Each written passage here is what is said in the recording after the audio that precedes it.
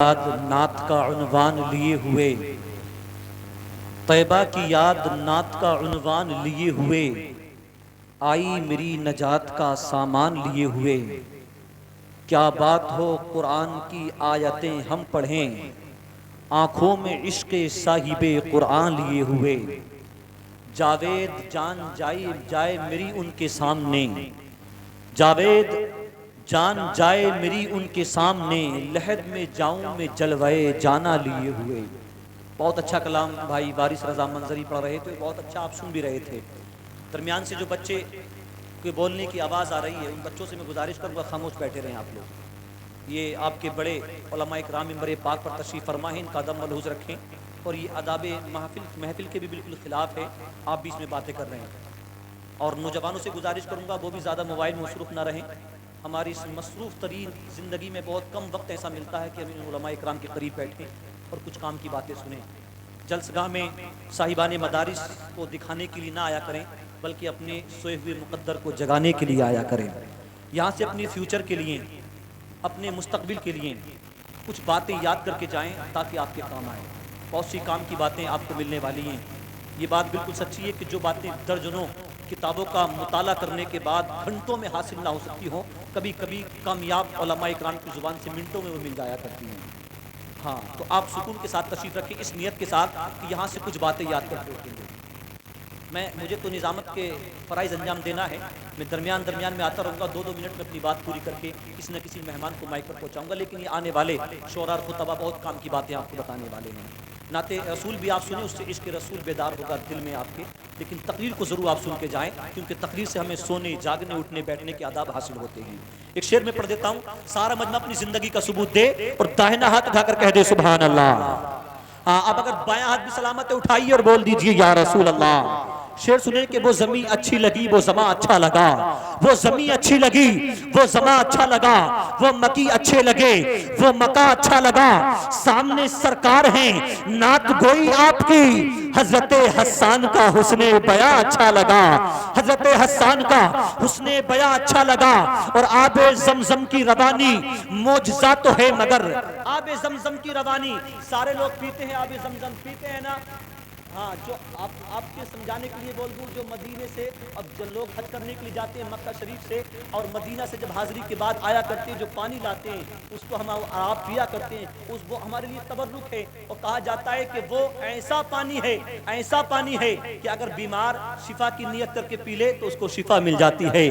ہاں، اور کسی بھی درد میں اس کو پیا جائے تو درد دور ہو جایا کرتا ہے۔ تو اس کا چشمہ کہاں سے جاری ہوا؟ حضرت اسماعیل ذبیح اللہ نے ایڑی رگڑی تھی زمین پہ، آپ کی ایڑیوں کی رگڑ سے وہ پانی کا چشمہ جاری ہوتا ہے، اس کو ہم اور آپ زمزم کہا کرتے ہیں۔ ایک وقت ایسا آیا تھا کہ جنگلوں کے درمیان پیارے آقا صلی اللہ تعالی علیہ وسلم سے صحابہ نے عرض کیا تھا، یا رسول اللہ پانی کی ضرورت ہے، تو میرے آقا نے ایڑی مار کے زمین سے پانی نہ نکالا، بلکہ انگلیوں کی گھائیوں سے آب رحمت کے چشمے روا کیے۔ سوال پیدا ہوتا ہے تصور میں، یا رسول اللہ اسماعیل کو آپ کے صدقے میں وجود ملا، اسماعیل کو پانی کی ضرورت پڑے تو ایڑی مار کے زمین سے پانی نکال دیں، لیکن یا رسول اللہ صحابہ نے آپ سے پانی مانگا تھا تو آپ نے زمین سے پانی نہ نکالا بلکہ انگلی کی گھائیوں سے آب رحمت کے چشمے روا کیے۔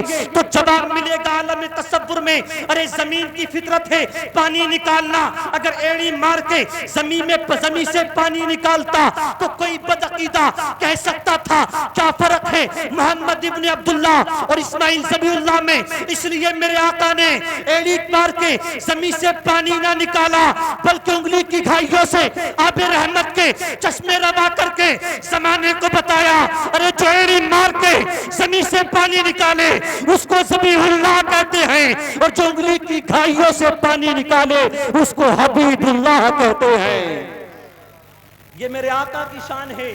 اسماعیل کو پانی کی ضرورت پڑتی ہے تو ایڑی مار کے زمین سے پانی نکالتے ہیں، لیکن صحابہ کو ضرورت پڑتی ہے تو میرے آقا انگلی کی گھائیوں سے پانی نکالتے ہیں۔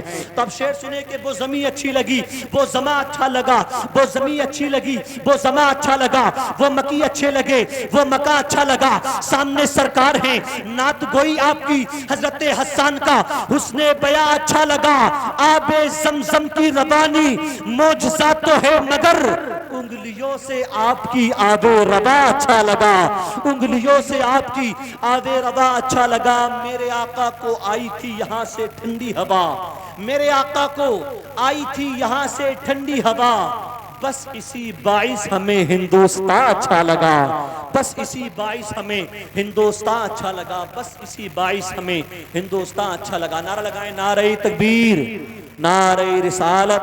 شاعر اسلام اعظم اقبال رامپوری، شاعر اسلام اعظم اقبال رامپوری، نعرہ تکبیر، نعرہ رسالت۔ ہماری اس بزم کا خصوصی لہجہ شاعر ملک ہندوستان مداح رسول بھائی اعظم اقبال رامپوری پوری شان شاعری کے ساتھ منبر پاک پر تشریف فرما ہو رہے ہیں، آپ ان کو بہت جلد سنیں گے۔ ابھی آپ شہزادہ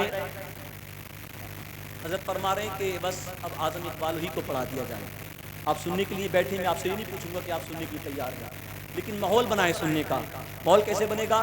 سنیوں کی محفلوں میں سبحان اللہ الحمدللہ کی آوازیں بہت آتی ہیں، وہ دوسرے لوگوں کی محفل ہے جو خاموش بیٹھ کر سنتے ہیں، آپ اپنے سنی ہونے کا ثبوت دیں اور ہاتھ اٹھا کر بولیں سبحان اللہ۔